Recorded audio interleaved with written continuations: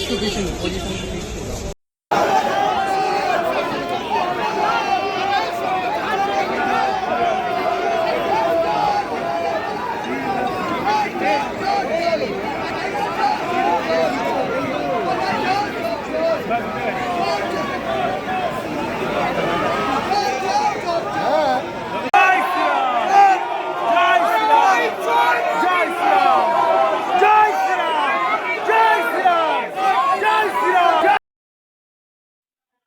আমার সঙ্গে এই মুহূর্তে রয়েছেন ফিরদৌস শামীম, কলকাতা হাইকোর্টের আইনজীবী।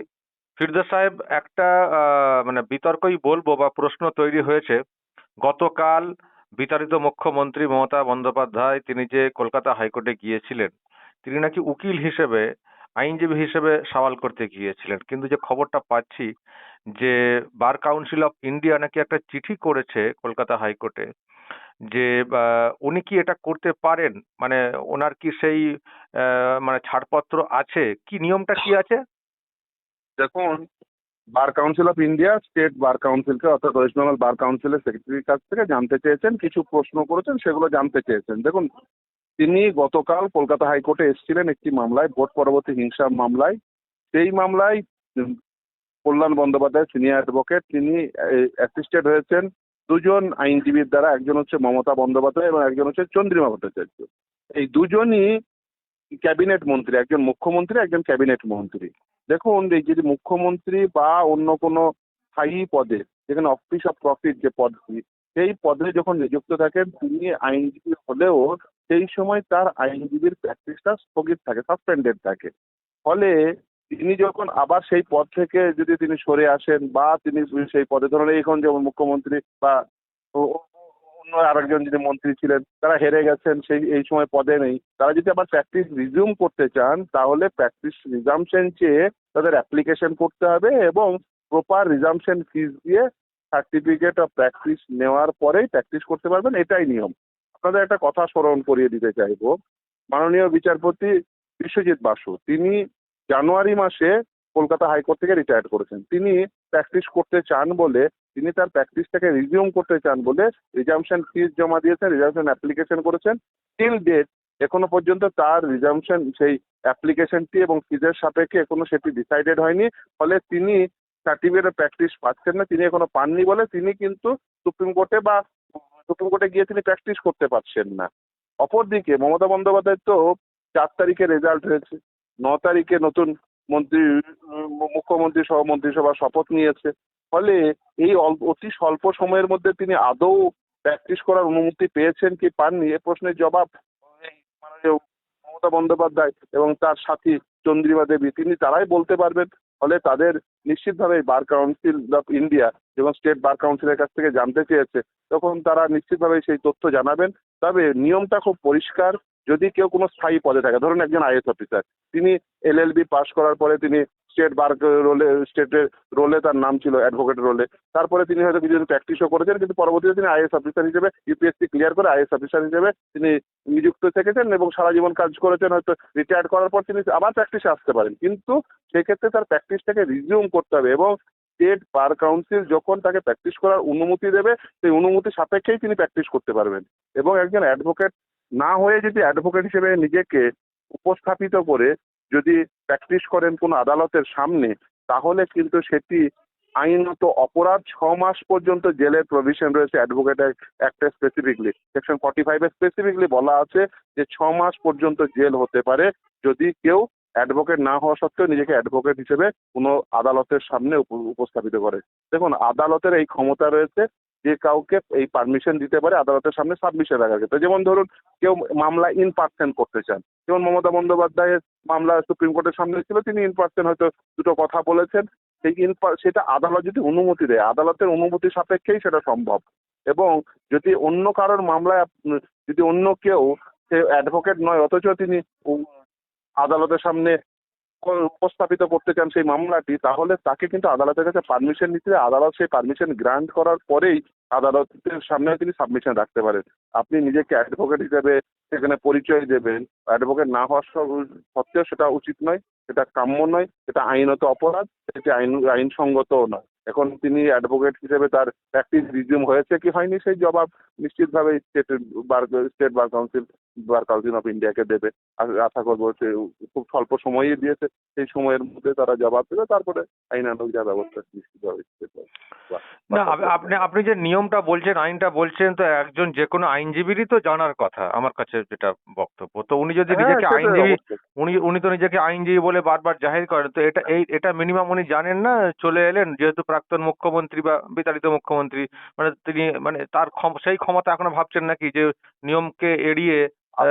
আসলে বিষয়টা তিনি হয়তো ভেবেছেন ওই সবকিছুই নিজের মতো করে নিয়ে নেওয়া যায়, যেমন ইচ্ছা, ওই অ্যাজ ইউ লাইক বলতে যেমন করে ইচ্ছা যেমন সাজো সেরকম করে সাজতে হবে, ফটো মার্কা কাজকর্ম।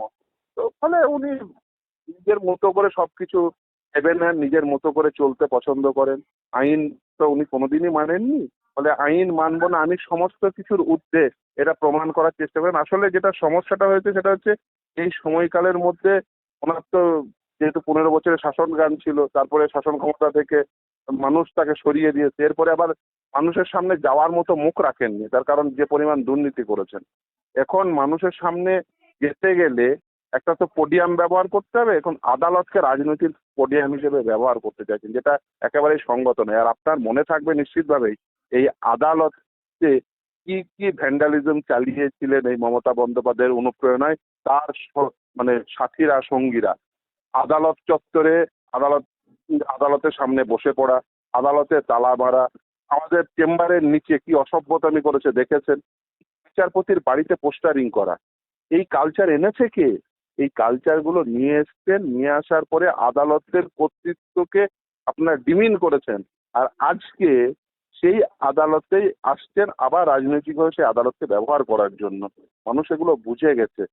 মমতা বন্দ্যোপাধ্যায় খুব ভালো করে বুঝেছেন যে তার সরাসরি মানুষের কাছে যাওয়ার মতো এই মুহূর্তে মুখ নেই, তাই আদালতকে রাজনৈতিক পোডিয়াম হিসেবে ব্যবহার করতে চাইছে। এখন ফটো মার্কা কিছু কাজকর্ম করে নিজের মতো করে চলে যদি আবার মানুষের কাছে ফিরে আসা যায়, কিন্তু মানুষ ওনাকে পরিত্যাগ করেছেন, মানুষ আর কোনোভাবেই ওনাকে গ্রহণ করতে চান না।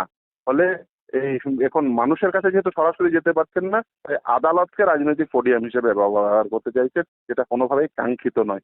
আপনার নিশ্চিতভাবে কোনো বিভ্রান্তি থাকলে নিশ্চিতভাবেই আদালতে আসতে পারেন, আদালতে মামলা করতে পারেন, নিশ্চিতভাবেই করতে পারেন। একসময় তো উনি বলতেন না আমাদেরকে যে কথায় কথায় মামলা করে দেয়, আজকে কেন আদালতে আসছেন? একসময় উনি ওই বিধানসভার অভ্যন্তরে বিধানসভার 75 বছর পূর্তি উদযাপনে কি বলেছিলেন? টাকার বিনিময়ে নাকি বেচা কেনা যায়। সেই নিয়ে কন্টেম্প প্রসিডিংস তো ইনিশিয়েট হয়েছিল কলকাতা হাইকোর্টে, যদিও তাকে সাবধান বানিয়ে দিয়ে সেই সময় ড্রপ করিয়ে দিয়েছিল কন্টেম্প প্রসিডিংস কলকাতা হাইকোর্ট, কিন্তু সাবধান বাণীটা শুনিয়ে দিয়েছিল। কিন্তু তারপরেও উনি তো মমতা বন্দ্যোপাধ্যায় আইন উনি কোনোদিনই মানেননি, এক্ষেত্রে আইন উনি মানবেন না এই অ্যাপ্রোচ নিয়েই উনি এসছেন। যাই হোক, দেখুন আইন মানবো না বললে তো হয় না, আইন আপনাকে মানতেই হবে। দুর্ভাগ্য যে আদালতকে রাজনৈতিক পোডিয়াম হিসেবে ব্যবহার করছে, যেটা কোনোভাবেই কাঙ্ক্ষিত। ওকে, অসংখ্য ধন্যবাদ ফোন লাইনে থাকার জন্য।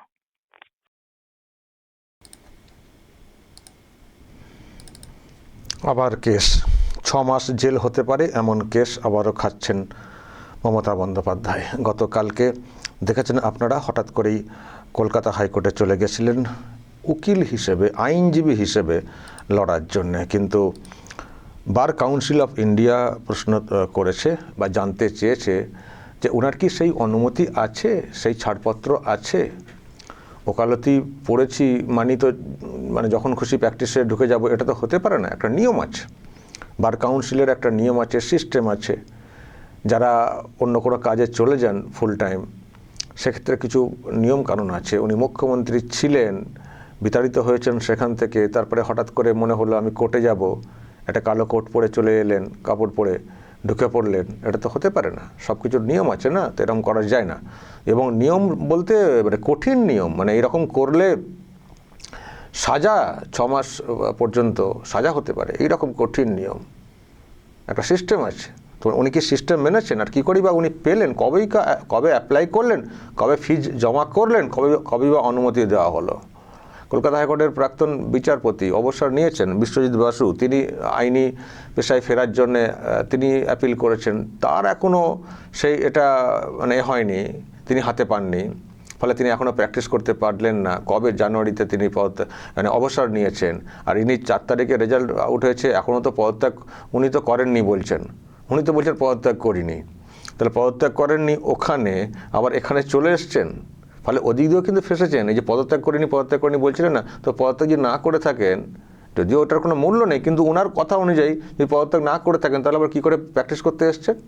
আপনি ইন পার্সন ব্যক্তিগত ব্যাপারে অ্যাপ্লাই করা যায়। আপনি উকিল হিসেবে আপনি কি করে এসছেন? আমি কোর্টে যাব আইনজীবী হিসেবে, ফলে ধরেছেন, বার কাউন্সিল অফ ইন্ডিয়া ধরেছে, জানতে চেয়েছে, দেখা যাক না কি যায়, মানে রাজ্য বার কাউন্সিল যেটা আছে, স্টেট বার কাউন্সিল, সেখান থেকে উত্তর যায়।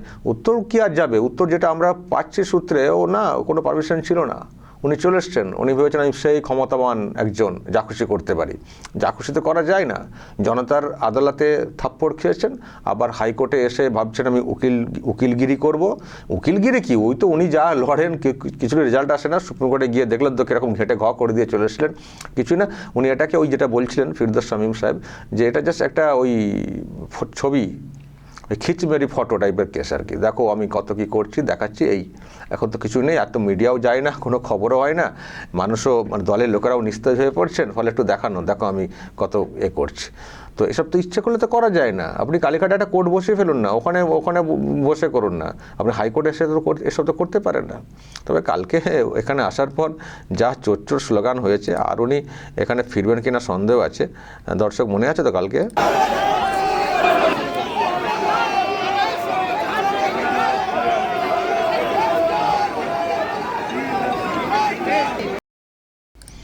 চোর হয়েছে, জয় শ্রীরাম স্লোগান হয়েছে, এইসব হয়েছে, আর মনে হয় না উনি আসবেন। আর আসার বিধানও তো দেখতে পাচ্ছি না, সুযোগও দেখতে পাচ্ছি না, যেভাবে বার কাউন্সিল অফ ইন্ডিয়া একেবারে চিঠি করে বলে দিয়েছে যে এটা কী করে সম্ভব হলো, ওনার কি অনুমতি আছে। ফলে এদিক দিয়েও ধরা হয়েছে, ওদিক দিয়ে চোর মানে স্লোগান ইত্যাদি চলেছে, আর মনে হচ্ছে বের হচ্ছেন না। দেখা যাক আবার উনি কবে বের হন।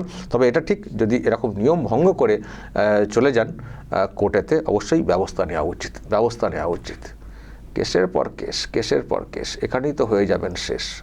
আর পলিটিক্স কবে করবেন? হ্যাঁ, চোখ মুখের তো যা হাল, কদিনে কত চেঞ্জ না। এই জাস্ট 1-1.5 মাস আগে কি চেহারা ছিল, মানে কিরকম থাকতেন একেবারে, এখন সব কেমন চুপসে যাওয়া পরিস্থিতি। দর্শক বলবেন যা বলার, কি করা উচিত অবশ্যই বলবেন, এবং নজর রাখবেন আরামবাগ টিভিতে।